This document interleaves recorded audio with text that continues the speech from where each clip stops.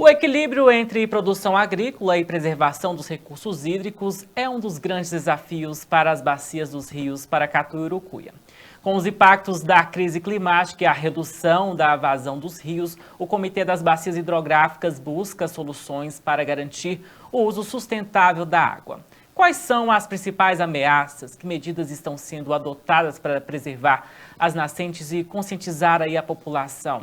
Para mais detalhes, o Jornal da Cidade recebe agora o presidente do Comitê das Bacias dos Rios Paracatu e Urucuia, Tobias Vieira. Tobias, boa tarde, obrigado por estar com a gente. Boa tarde, Claudinha, sempre um prazer para a gente falar desse importante item, né, que é a água que a gente tem na nossa vida.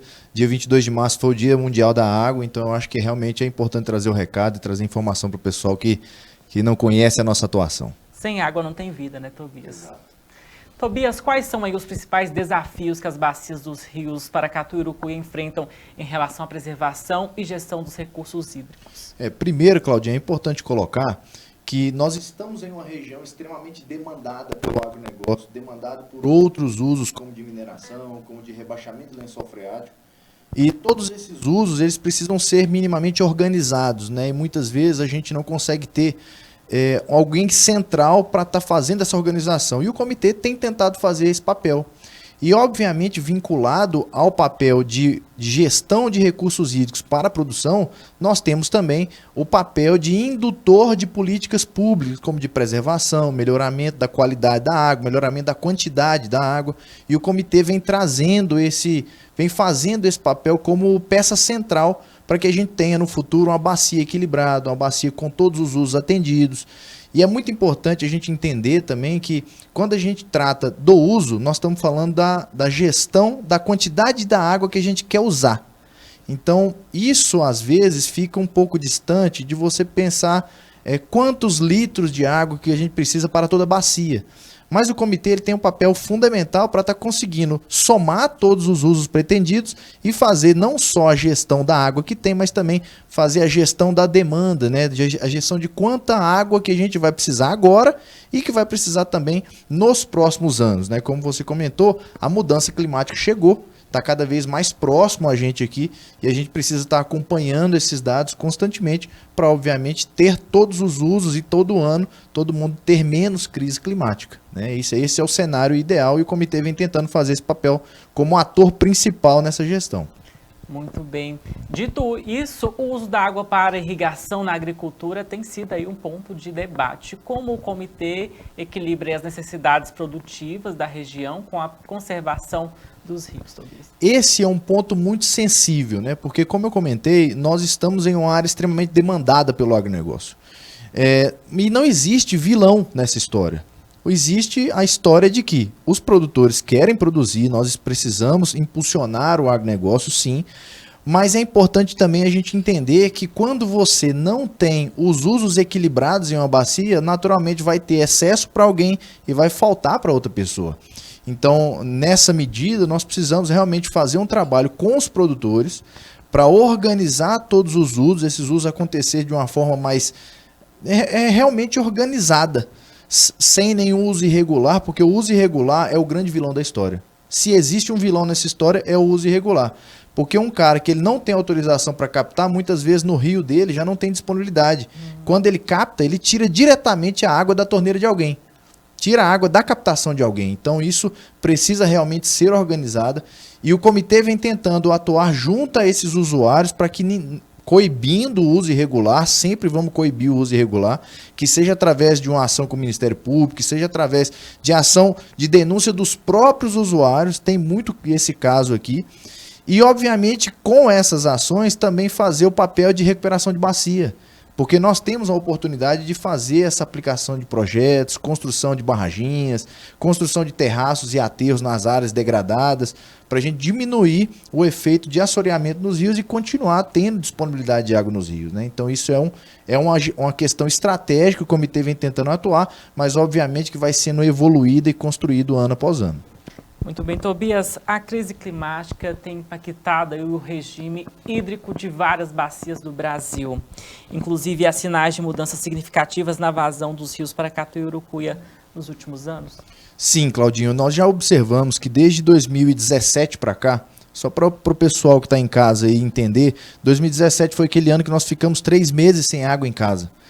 E aqui em Paracatu, né? Então foi um ano realmente histórico para a gente. E de lá para cá nós observamos que sim, essa situação de escassez hídrica ela vem evoluindo.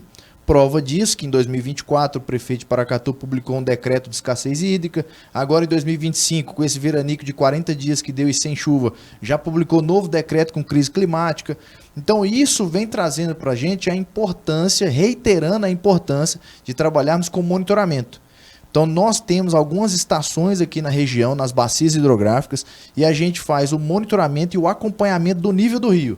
Assim que é constatado alguma anomalia, um excesso de água ou falta d'água de forma antecipada, o comitê tem feito relatórios e feito comunicado para os usuários para eles se anteciparem a esse momento. Porque a crise climática ela afeta diretamente o produtor quando ele não tem água para irrigar. Mas naturalmente ele precisa planejar isso no plantio. Porque se nós tivermos água no plantio e lá na frente, na hora de encher grão, a irrigação não for suficiente, ele vai ter prejuízo. Então a gente faz esse acompanhamento e esse monitoramento, emite esses certificados, esses alertas, a gente costuma dizer que são alertas de escassez hídrica. Então a gente faz isso de forma antecipada para que o produtor ele possa plantar menor área, que ele possa fazer um uso mais resumido, né, menos aplicação, aplicar uma lâmina menor na sua cultura para garantir que essa irrigação chegue até o final da cultura, né? Então a gente tem que entender que onde é que a planta precisa mais de água? No momento do plantio e no momento de enchimento de grão. Naquela fase intermediária que ela está só se desenvolvendo, você consegue operar com a lâmina um pouco menor. Mas não pode faltar no momento de enchimento de grão, porque senão ela não consegue encher grão e a semente, o grão ali não vai ter peso e ele vai ter prejuízo. Então, o comitê tem feito isso, tem feito esse monitoramento, emitido esses alertas e o feedback que a gente tem recebido dos produtores tem sido muito positivo. Então, voltando à sua pergunta, né, a crise climática nos trouxe essa lição de que nós precisamos sim continuar com o monitoramento, continuar com esse trabalho ativo e realmente tentar fornecer esse serviço ao usuário que hoje em dia ele é o usuário pagador pela cobrança pelo uso de água. Já é implementada em Minas Gerais a cobrança e essa cobrança vai ser disponibilizada para aplicação em projetos. Nós temos a previsão de receber em Paracatu, no Comitê do Paracatu e Urucuia, aproximadamente 12 milhões por ano. Esses 12 milhões serão aplicados em projetos na bacia. Então, o usuário pagador recebe isso de volta com esses serviços prestados pelo comitê e, obviamente, também com ações de recuperação de bacia, com melhoria da quantidade e qualidade da água, que é esse importante insumo para o agronegócio, né? Então, eu acho que essas lições que a gente vem apresentando, que a gente vem aprendendo, né, ano após ano, traz o resultado de que nós temos que, sim, acompanhar a bacia e devolver esse serviço ao usuário pagador. Muito bem, Tobias, que medidas aí o comitê, né, tem adotado para conscientizar a população e os setores econômicos sobre o uso sustentável da água e a importância de recuperação das nossas nascentes? Sobre a recuperação das nascentes, como eu comentei, esse valor arrecadado na cobrança ele vai ser disponibilizado em projetos. Então, esses projetos consideram também, além da ação da recuperação da nascente, ações de educação ambiental para todo o público em geral da bacia. Mas ainda sobre o uso sustentável, é importante colocar que a cobrança mencionada, a cobrança pelo uso de água que está prevista na 9433, ela também tem um intuito educativo. Porque quanto menor o uso desse usuário na sua portaria de outorga, menor vai ser o valor cobrado a ele. Então ele vai pagar um valor menor de cobrança se ele usar menos água. Então esse critério educativo também existe na cobrança pelo uso de água. E aí a gente vem trabalhando junto aos produtores, porque nós não podemos dizer que fulano de tal ou tal segmento ele é o vilão da história, sendo que nós dependemos dele também para a produção da nossa região e desenvolvimento da região. Então nós temos feito muito essa conversa individualmente com os produtores, conversa com associações, com os sindicatos, para a gente poder desenvolver a região, mas sem esquecer que nós estamos em uma crise climática, em uma mudança climática constante e precisamos ter essa parceria mesmo, tratando todas as partes de forma respeitosa, entendendo aí que nós precisamos caminhar juntos para ter uma bacia equilibrada no longo prazo, tá? Também não estava no script, mas vamos ter chuva aí nos próximos dias? Ou como que tá as coisas? Como Então, que tá vendo aí? as chuvas da agora para frente, elas já raliaram, né? Como a gente costuma dizer. Mas a previsão ainda que choveu nesses últimos dias aí 100 milímetros, né? Depois desse veranico já choveu em algumas regiões 100 milímetros ou até um pouquinho mais. É porque esse dia caiu mais raio do que a chuva. Então, mas choveu aquela pancada de chuva que deu mais concentrada aqui na cidade, que a gente computou aí em média 100 milímetros. Mas esperamos ainda chover mais uns 200 milímetros, esperávamos, né? Mas com agora a chegada de abril já não tem muita chuva mais. Então, com essas mudanças, a gente não sabe se o período chuvoso vai se estender um pouquinho mais. A título de previsão, nós temos até registro no comecinho de abril.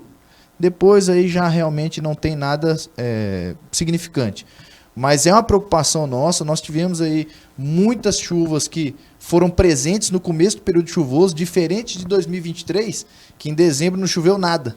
Mas 2024, outubro de 2024 já choveu pra caramba. Então, tivemos aí essa diferença de um ano para outro e nós não podemos ter a certeza de até quando essa chuva vai. Mas certeza que nós temos é que esse ano vai ser um ano desafiador em razão dos níveis dos rios já estar num nível, digamos que inicialmente preocupante, porque ele já está muito semelhante a 2022, 2023, que foram os anos que nós passamos os meses de julho, agosto, setembro com pouquíssima água. Então isso já traz o alerta, independente da chuva, o alerta de que o nível do rio já não está no nível que nos agrada, já nos deixa preocupados, e é por isso a importância do monitoramento. A gente faz o monitoramento constantemente, semanalmente eu estou olhando isso, conferindo, para emitir alertas e a gente poder passar pelo inverno sem nenhuma crise mais grave.